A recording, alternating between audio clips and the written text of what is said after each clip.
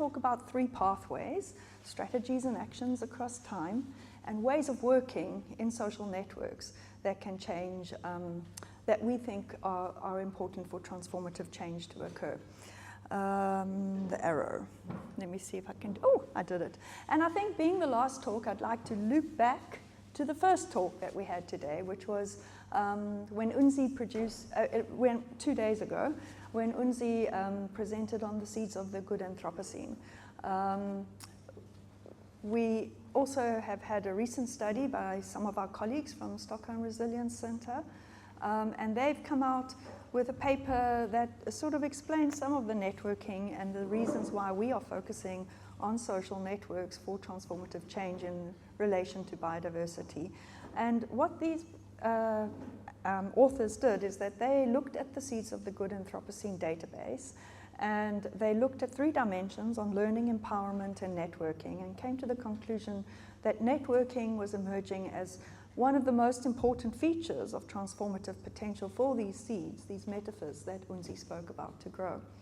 So we've been focusing on social networks, and just to give you an idea that we're on the same page, when I use the word social networks, I'm talking very broadly about actors that regularly collaborate to seek change, either formally or informally, so they can be tied in different ways, and they can be quite fluid.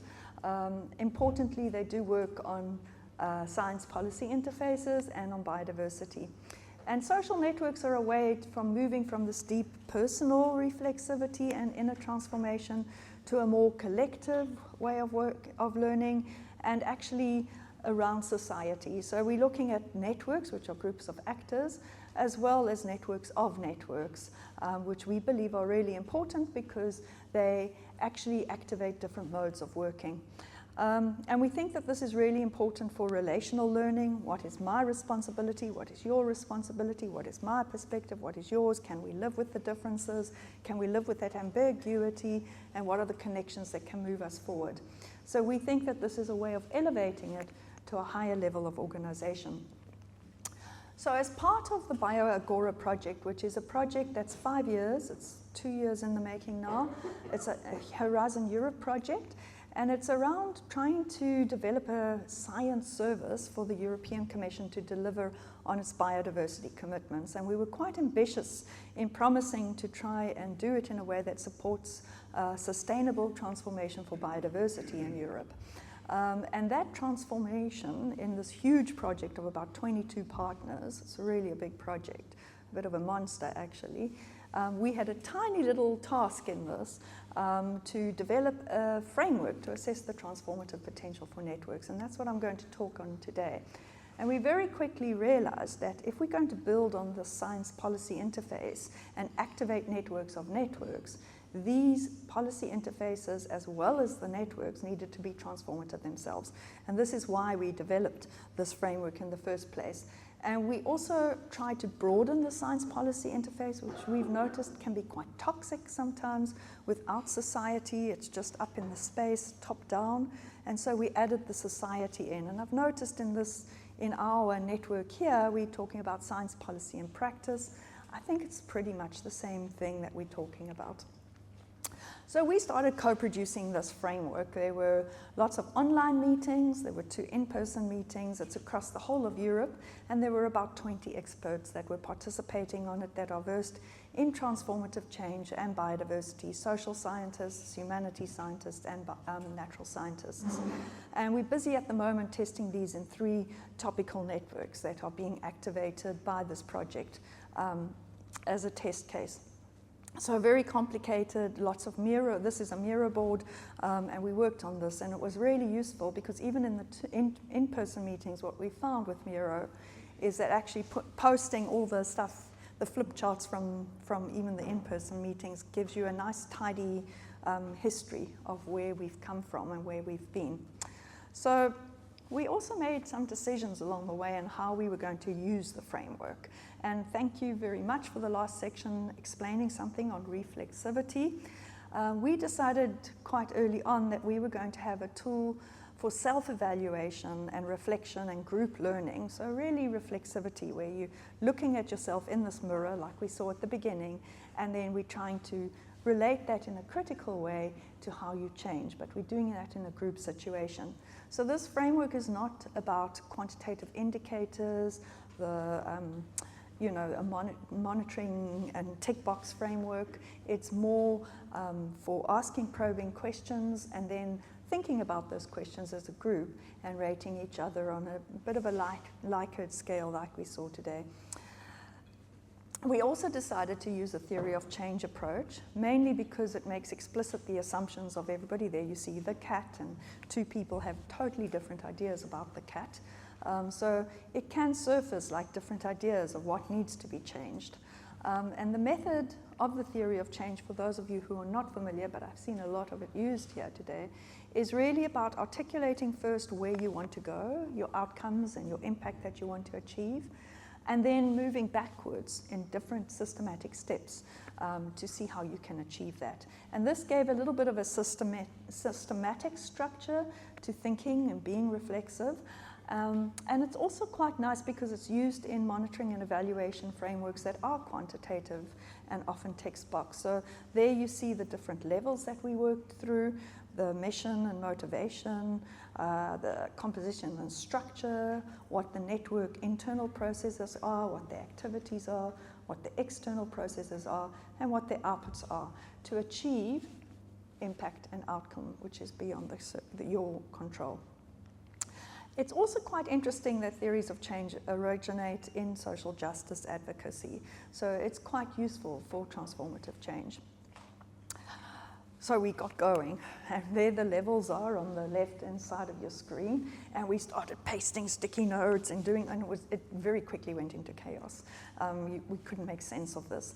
And one of the big things then that we realized is that actually what we needed to do is to strip out anything that created a functioning network. A functioning network always needs time. It always needs to be trust building. It has to be connecting. And so we were wanting to focus on the truly transformative characteristics. And that helped us to think then through, well, what do we mean by transformative potential of networks? What does that entail? And we decided that there were two things that this entailed. The first is to contribute to transformative change, and then it's about working in transformative ways. You saw the spheres of transformation that was put up, I think, by, was it Alta or Vanessa? I can't remember. Anyway, it was in my previous the talks now, where we're looking at trying to assess not just the everyday practices that are quite easy to be seen, so that first bubble of practices, but we're also looking towards more root causes of biodiversity loss, and we've got to be working on both of those to achieve transformative change for biodiversity. The politics is really the system rules, the norms, the regulations, and then the paradigms is your cultural mindsets and your inner transformations. And whatever we have to do, we need to be thinking about leveraging and shifting power. So that's what we decided had to go into the framework on what we wanted to contribute to.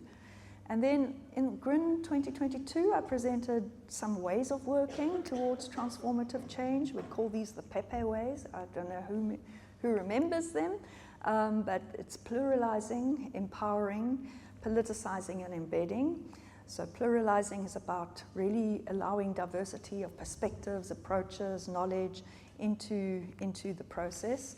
Empowering is about elevating and enabling non-dominant voices and groups to come to decision-making tables. Politicizing is about engaging with power in ways that unlock the system. And then embedding is mainstreaming into policy and practice. So what we did in the end with our simplified theory of change is we realized that what was coming out when we started to just strip out all the things that and focus on the transformative characteristics is time and again, three consistent pathways came out in the external processes, the ways networks work with each other.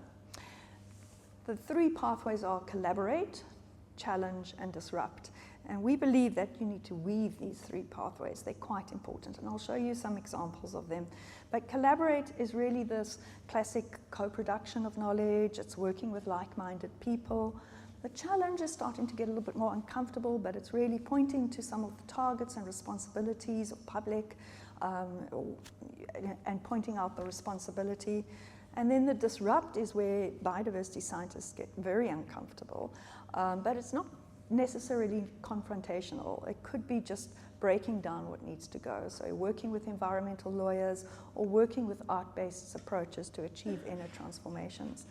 And the important transformative potential lies in how you weave these pathways. Not every network needs to do all three pathways, but you should be actually thinking about your composition and structure and who you can ally with in order to achieve all these pathways that will need to be done to activate change. So to give you an idea and to make these more tangible, the Collaborate one, I'm going to draw on South Africa's water source areas, which I was involved in. This is the original report from like 2014, so it's a long time ago. But it was more collaborative at that stage. And we looked at some of these collaborations, some agents of change. We looked at mining and biodiversity guidelines. We looked at, please sandparks, when you extend, don't just think about the big five, think about these water source areas. So those were some of the kind of more practice-based collaborative initiatives. We also had some of them engaging with more the system rules and the questioning and challenging. Like we realized that 75% of Mpumalanga's water source areas were underpinned by prospecting or applications for coal mining. So then you can ask some hard questions like where is that money going and what benefits and who's bearing the costs?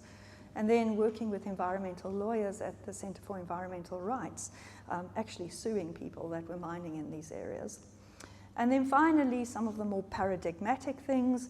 We had a journey of water that engaged with people from WWF and water. Where does your water come from? It does not come from a tap. There was a QR code that was put in all the Ocean Basket restaurants. And then finally, this one that I think we need to have much more attention to is these arts-based approaches. We heard about Empatheater working with the baboons. This is another one that they've done in coal mining areas on trying to help make sense of livelihoods and jobs and mining. Fine, so now I'm in my last 2 slides, actually. I have had not much time to go into the assessment framework, but we have got an assessment framework with the levels in the theory of transformative change, and we're asking questions and getting people to think about these and rate them in terms of the love or the frownies. One of the things that we've realized is that the biodiversity community is quite young when it comes to questioning the politics behind what they're doing. And so sometimes the why you're asking that question is even more important, and it really does require facilitation from a transdisciplinary person and practitioner.